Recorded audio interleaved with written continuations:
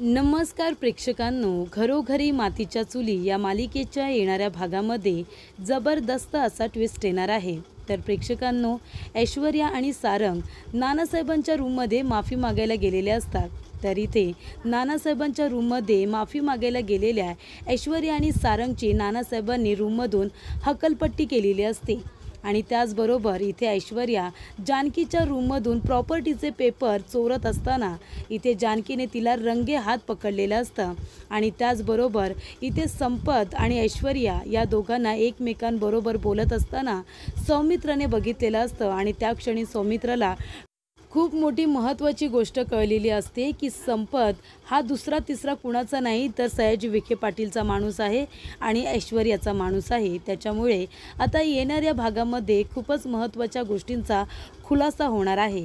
येणाऱ्या भागामध्ये कशा पद्धतीने गोष्टी उलगडत जाणार आहेत आपण सविस्तरपणे बघूया। तर प्रेक्षकांनो, आपण बघितलं की इथे ऐश्वर्याला आता नवीन गेम खेळायचा आहे। इथे आता एवढी नाटके करून ती पुन्हा एकदा रणदिवे कुटुंबाच्या घरामध्ये तर आलेली आहे, पण तरीसुद्धा ती निवांत काही बसत नाही आहे। कशा पद्धतीने कटकारस्थानं करता येतील, कशा पद्धतीने या घरामध्ये तिला आता महाभारत घडवता येईल या गोष्टीचा ती वारंवार विचार करत आहे। इथे आता सुमित्राने ऐश्वर्याला घरामध्ये आणायला सांगितलेलं असतं, कारण तिला सारंगची काळजी असते। सारंगसाठी ती म्हणते की ऐश्वर्याला या घरामध्ये येऊ दे, पण इथे आता एकटी ऐश्वर्या त्या घरामध्ये आलेली असते, पण खूप मोठी गडबड झालेली असते। नानासाहेब आणि ऋषिकेश जानकीवरती चिडलेले असतात। त्याच्यामुळे इथे ऋषिकेश जानकीबरोबर बोलत नाही आहे, तो तिच्यावरती रागवला आहे। पण इथे आता जानकीला माहिती आहे ती काय करण्याचा प्रयत्न करते। ऐश्वर्याचा खरा चेहरा इथे आता सारंगच्या समोर यावा यासाठी ती प्रयत्न करते।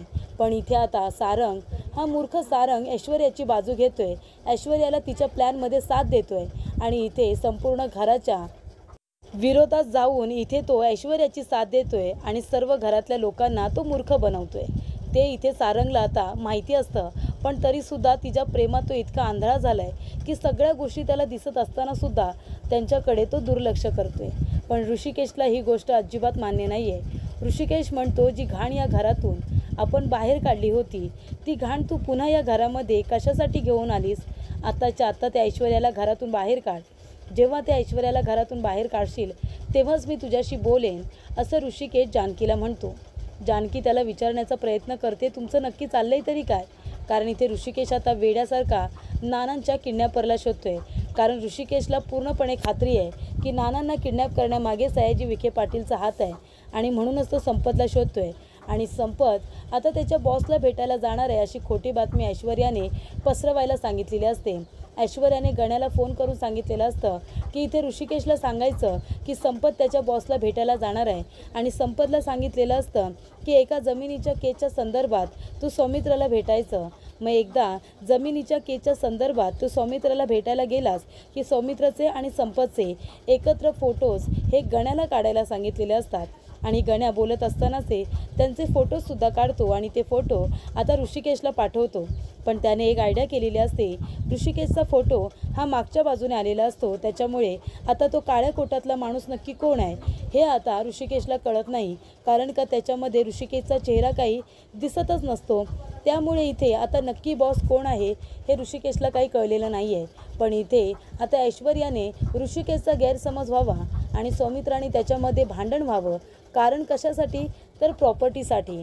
आता प्रॉपर्टीच्या केससाठी संपत त्याला भेटायला आलेला असतो आणि इथे प्रॉपर्टीचे कुठले पेपर देण्यात येतील तर जे पेपर इथे आता जानकी आणि ऋषिकेशच्या नावावरती आहेत तेच पेपर ऐश्वर्या चोरणार असते आणि ते संपतला देणार असते।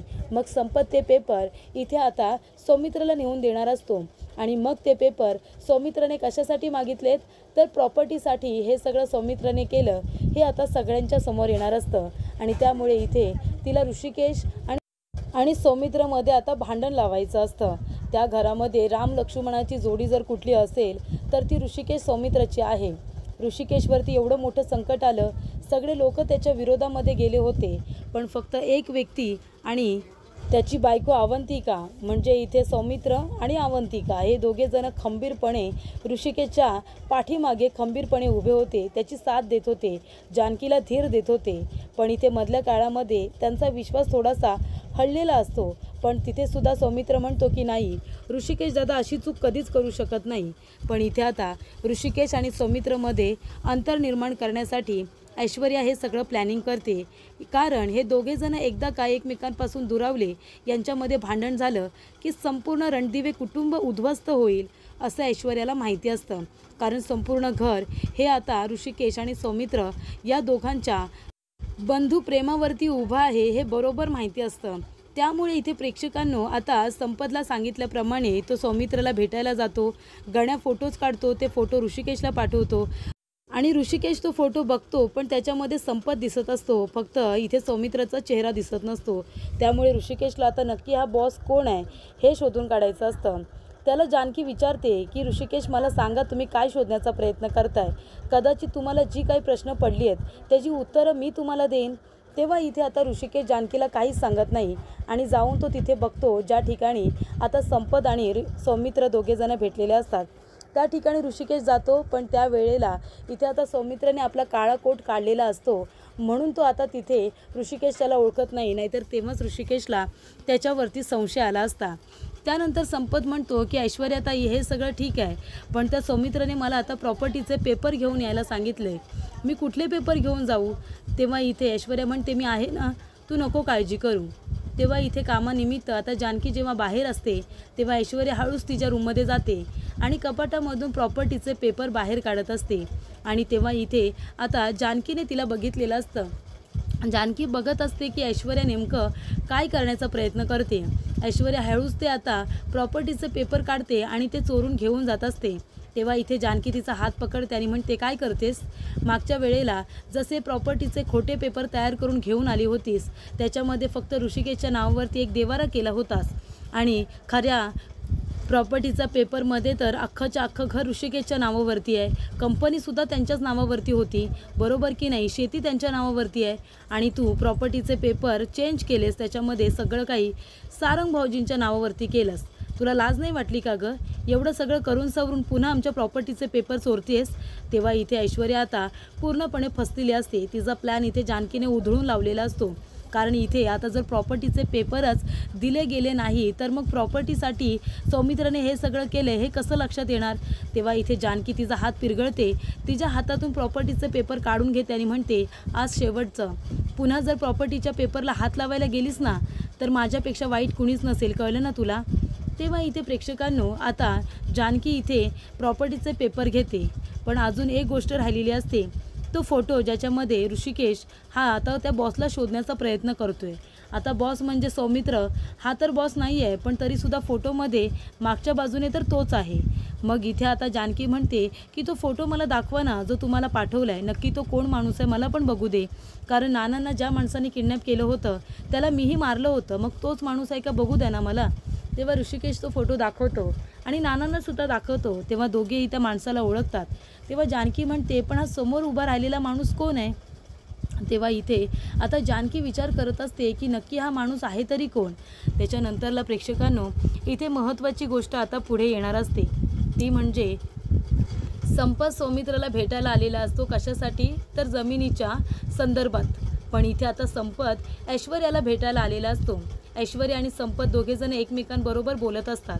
तेव्हा इथे ऐश्वर्या त्याला समजावून सांगत असते की पुढे आपल्याला काय करायचं आहे ते. खोटे प्रॉपर्टीचे पेपर तयार करून आता ती संपतला देणार असते.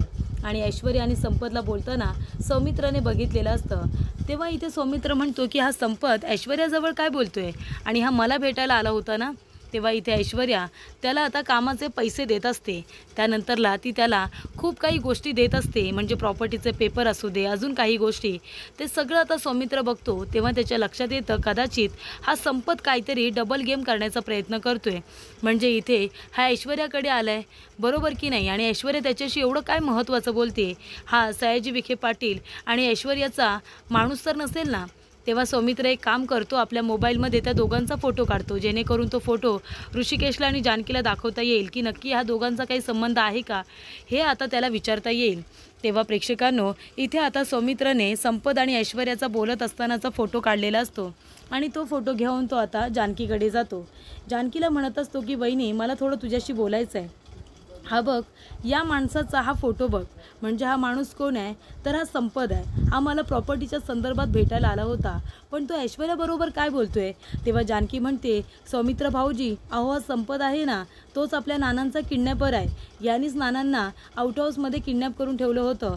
यालाच तर मारून मी नानांना कोर्टामध्ये घेऊन आले होते ना.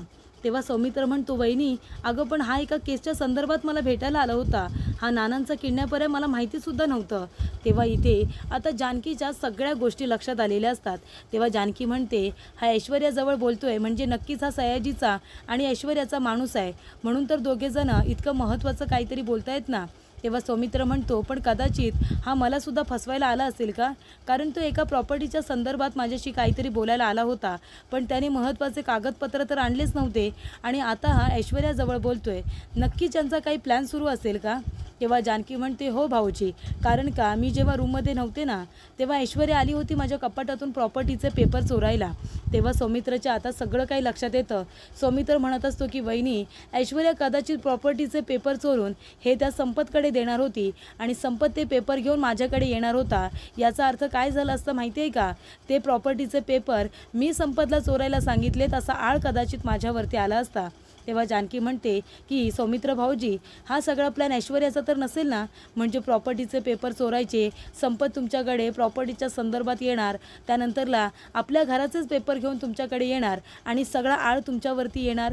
ऋषिकेशच्या नजरेत तुम्हाला आता दोषी ठरवण्याचा तर प्रयत्न करत नाही आहे ना ऐश्वर्या, असं आता जानकीला वाटतं.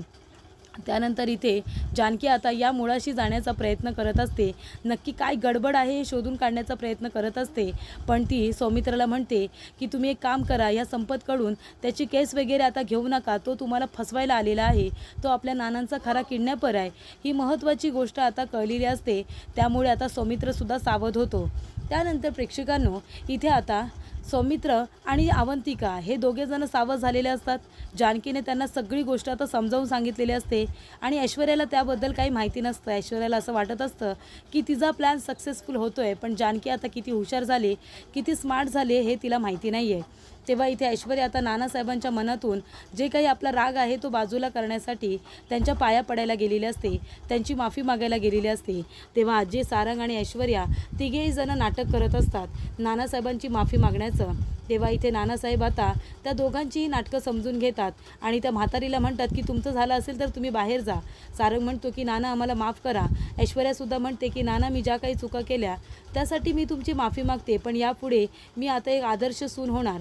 तेव्हा सारंग म्हणतो, हो नाना, तुम्ही जेव्हा बाहेर याल ना रूमच्या, तेव्हा आम्ही सगळ्यांबरोबर चांगलं बोलतानाच दिसू.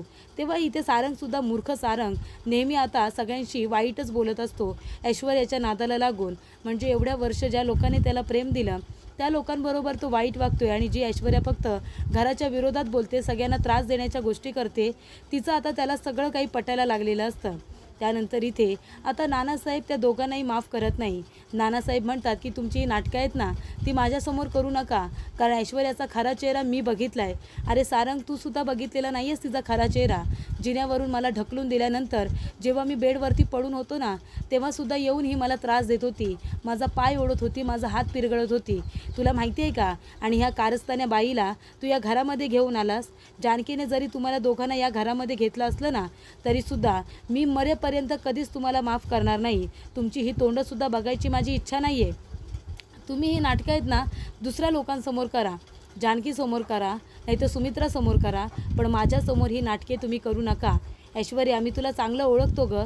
तू मुलगी जी माझ्या 9 वर्षाच्या नातीला मारण्याची धमकी देतेस, तिला तिच्यावरती गोळीत आणतेस. तुला काय वाटलं हे सगळं मी विसरलो आहे का. आणि मी तुला माफ करेन. आत्ताच्या आत्ता इथून चालतं व्हायचं आणि पुन्हा माझ्या या रूममध्ये मी असताना पाऊलसुद्धा ठेवायचं नाही, कळलं तुम्हाला. तेव्हा इथे आता ऐश्वर्या आणि सारंग दोघेजण नाटके करायला गेलेले असतात. पण इथे नानांनी त्यांचा प्लॅन उधळून लावलेला असतो आणि त्याचबरोबर दोघांची हकलपट्टी आता रूमच्या बाहेर गेलेली असते आणि पुन्हा या रूममध्ये कधीच पाऊल टाकायचं नाही असं म्हणत त्या दोघांचा चांगलाच इथे नानांनी अपमान करत ऐश्वर्याला तिची लायकी दाखवून दिलेली असते आणि रूमच्या बाहेर तिची हक्कलपट्टी केलेली असते. त्याचबरोबर इथे आता जानकीला ऐश्वर्याचा प्लॅन कळलेला असतो आणि तिने सौमित्राला इथे सावध केलेलं असतं. सौमित्रने सुद्धा आता संपत आणि ऐश्वर्याला एकत्र बघितल्यानंतर त्याचा डाव नक्की काय असणार आहे हे त्याच्या लक्षात आल्यामुळे तो सुद्धा आता सावध झालेला असतो. आणि इथे जानकी, ऋषिकेश, सौमित्र मिळून आणि नानासाहेबसुद्धा हे सगळेजण एकत्र येऊन ऐश्वर्याचा प्लॅन आता उधळून लावणार आहेत आणि तिला पुन्हा एकदा तोंडावरती पाडत घरातून तिची चांगल्याच पद्धतीने पुन्हा एकदा हक्कलपट्टी करणार आहेत. हे आता आपल्याला बघायला मिळणार आहे.